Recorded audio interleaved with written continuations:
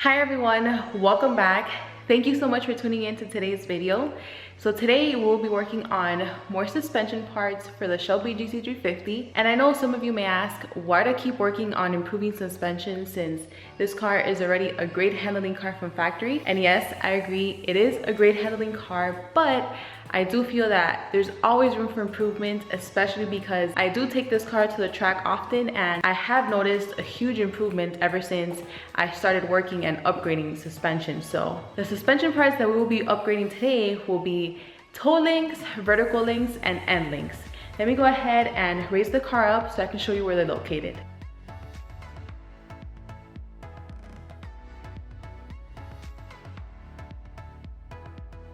Okay, so now that the car is raised, we can go under and I can show you the parts.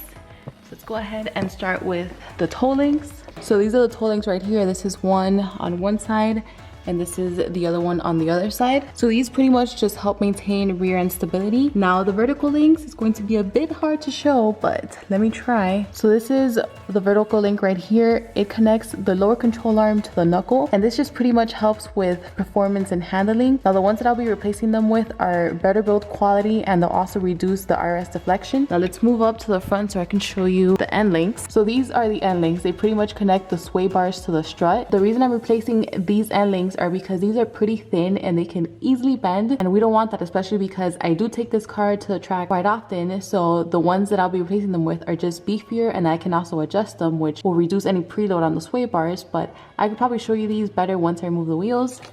And speaking of that, let's go ahead now and lower the car so I can raise it up on the quick track, remove the wheels, and then we can get started.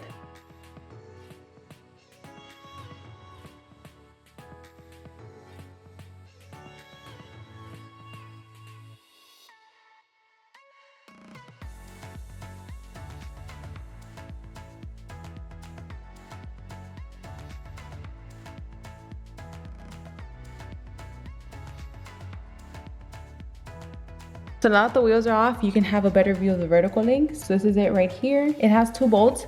The first one uses a 15 and then the bottom one uses an 18. Hopefully they come off easily. And let me show you the end links. So this is the end link right here. And this was pretty easy to take off. It has two nuts and they both use an 18. So now let me show you the parts that I'll be replacing these with.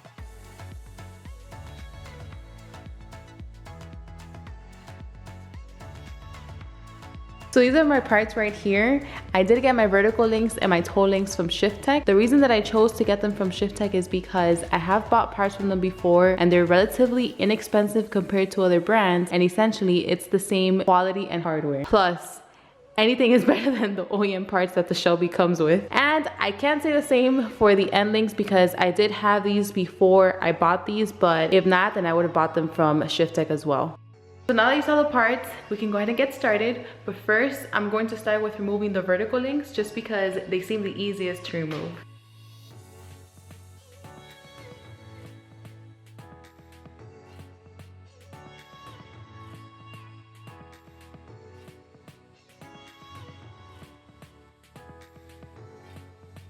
So these are the two vertical links side by side. This is the OEM one, and as you can see, this is a very thin piece of steel and it also has rubber bushings. Meanwhile, this one is just better quality. It's made out of aluminum and it has Delrin bushings. So now I'm gonna go ahead and apply some grease to the bushings and get these installed.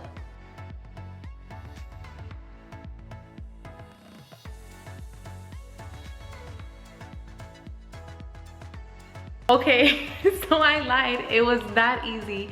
I think from now on, I'm just not going to say things are easy because it turns out that they're not. So the bottom hole wouldn't align with the vertical link, and I kept using like a hammer and I kept hitting it to see if it would align, but it wouldn't. So I was like, okay, let me try using a floor jack just to raise up the lower control arm, and that actually worked. Well, kind of, because then I still had to keep hammering and I finally got it to align and I got that bottom bolt in. Wow, that took much longer than I thought it would take. I saw some videos online before doing these installs and they just made it seem pretty easy, but you know, sometimes it never goes as planned. So now I'm just going to move on to the other side and do the same thing.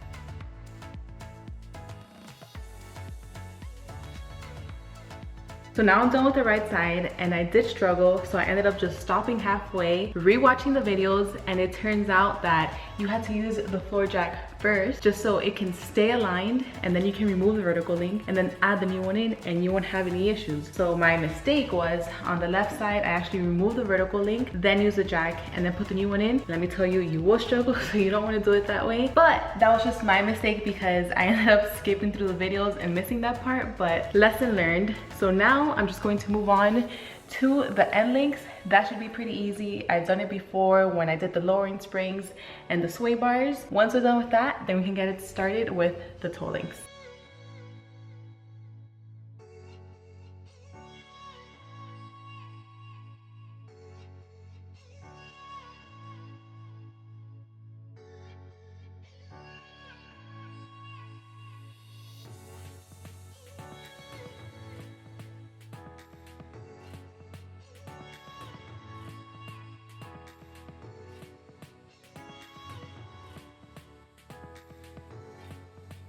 So this is the OEM end link I just removed. As you can see, it's very thin and flimsy. This is the one I'll be replacing it with, and this one is just better build quality. It feels better and it's also thicker. Plus it is adjustable, and I already went ahead and adjusted it so it could be the same height as the original one I removed. So I'm gonna go ahead and install it, and once I have it installed, then I'll go ahead and lock the lock nuts. It uses an 18 and these bolts use a 5/8.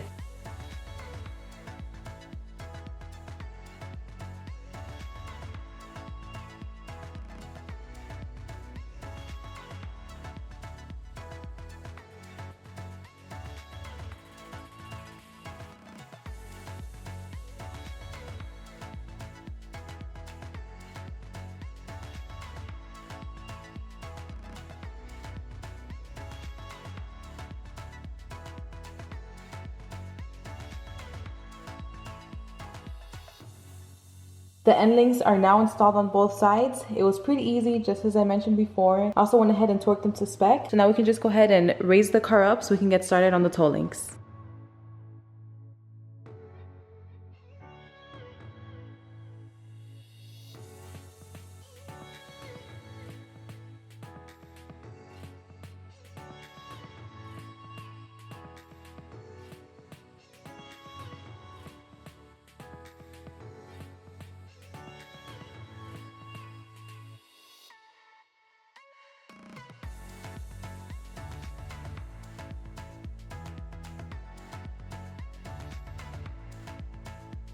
So this is the OEM toe link that I just removed, and this is the one I'm going to install. So once again, this one is just a better build quality and it just feels way better. Plus it's adjustable. Now I'm going to go ahead and align them.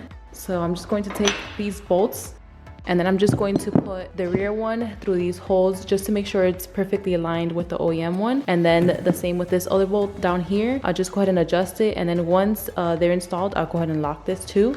Okay, so then we should be done with that installation, and then we can put the wheels back on the car, lower it, then we should be all done. So I'll see you guys then.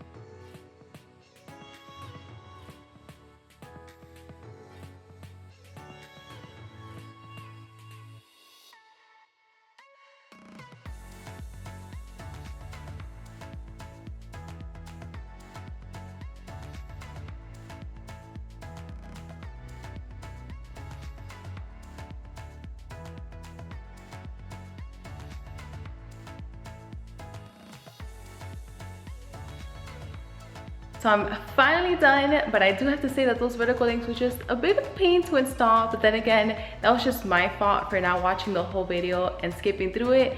But glad that I got them installed and also learned my lesson at the same time. I'm also a big fan of how the toe links and the end links look. I can't wait to test it out. I know this is just going to improve overall how it feels and the ride quality, especially at the track, which is next weekend, so I'm already counting down the days. And I also want to say that I'm sorry for not posting. I just wasn't feeling well, but I'm all good now, so I'm back to regular posting. So thank you so much for watching. I hope you enjoyed, and I'll see you on the next one.